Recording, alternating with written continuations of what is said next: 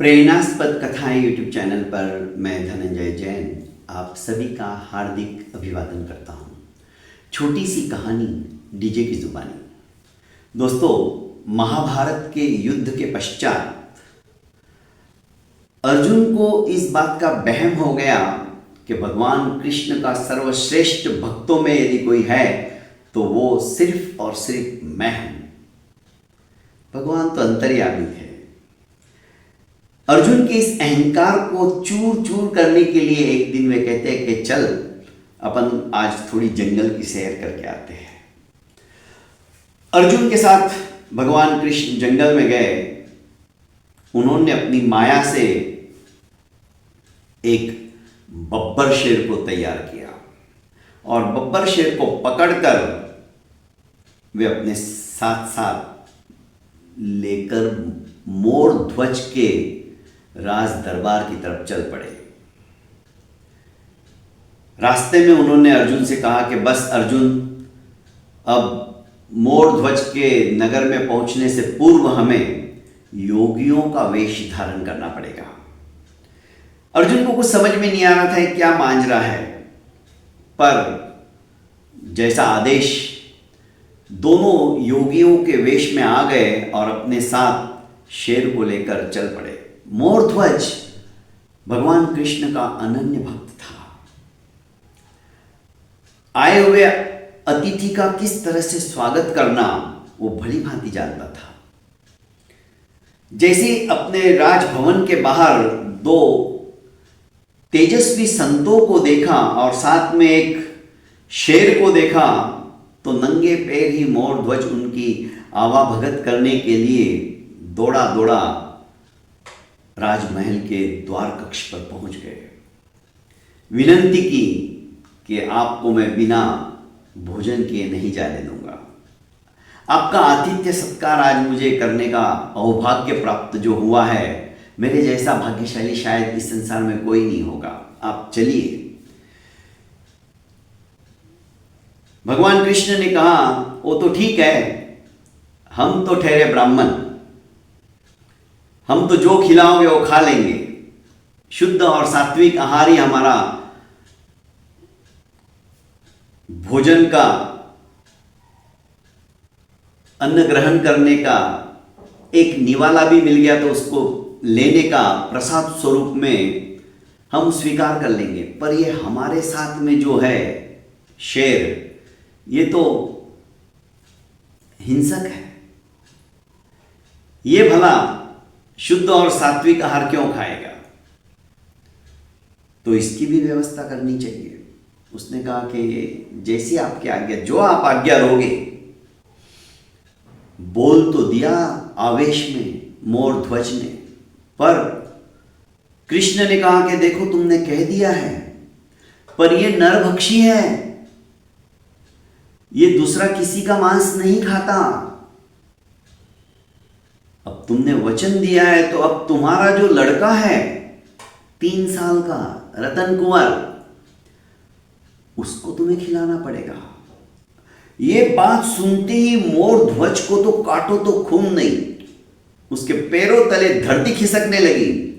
पर उसने कहा कि सिर्फ मुझे अपनी धर्मपत्नी की इजाजत लेने के लिए कुछ समय दीजिए, क्योंकि वो सिर्फ रतन कुंवर मेरा अकेले का पुत्र नहीं है, वो मेरी पत्नी का भी है, उसका भी उसके अंदर हक है।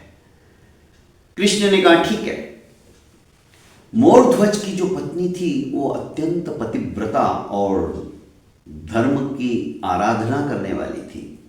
उतरे हुए चेहरे को देखकर अपने पति के कहने लगी कि स्वामी क्या बात है, आज आपका आनंद मलिन क्यों दिखाई दे रहा है, क्या हुआ?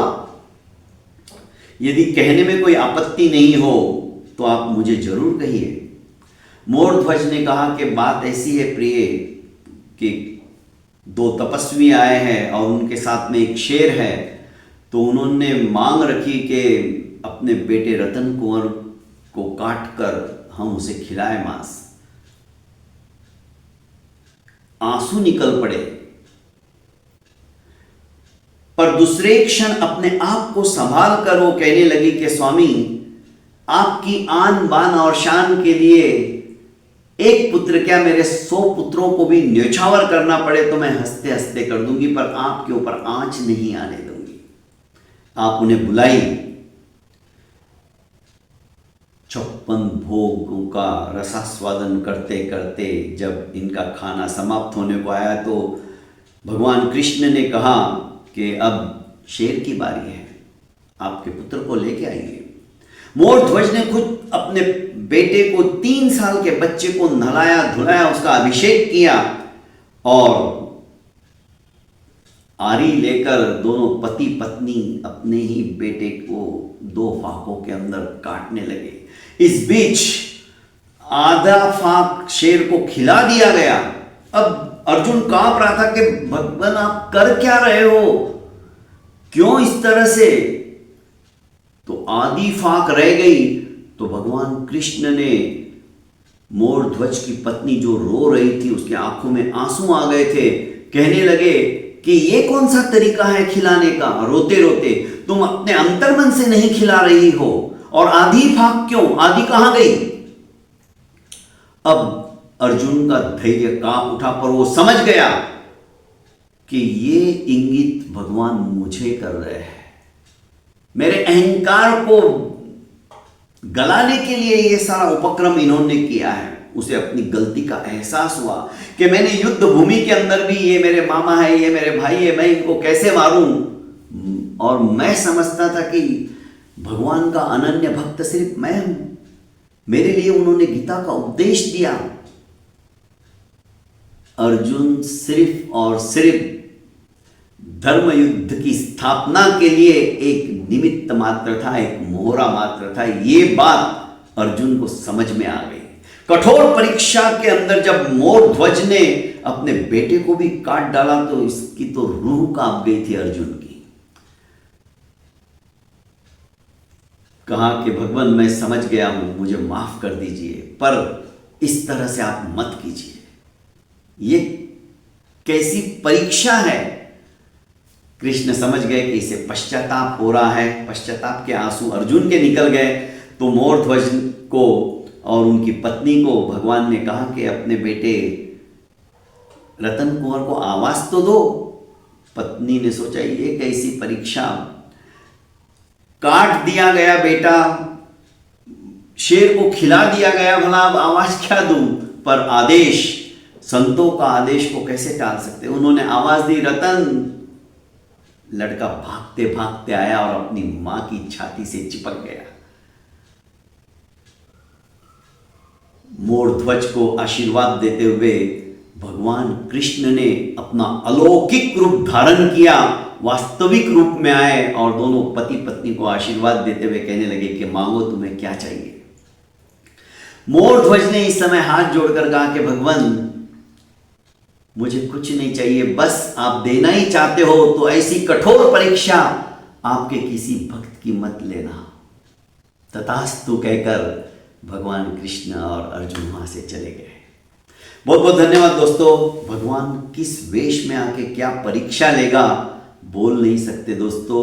बस अटूट आस्था और अटूट श्रद्धा यदि हमारी उस परम पिता परमेश्वर पे रही तो अवश्यमेव संसार के चक्रव्यूह से निकलकर हम भी सिद्धत्व को प्राप्त कर लेंगे, भगवान के अंदर विलीन हो जाएंगे। बहुत बहुत धन्यवाद। प्रणाम।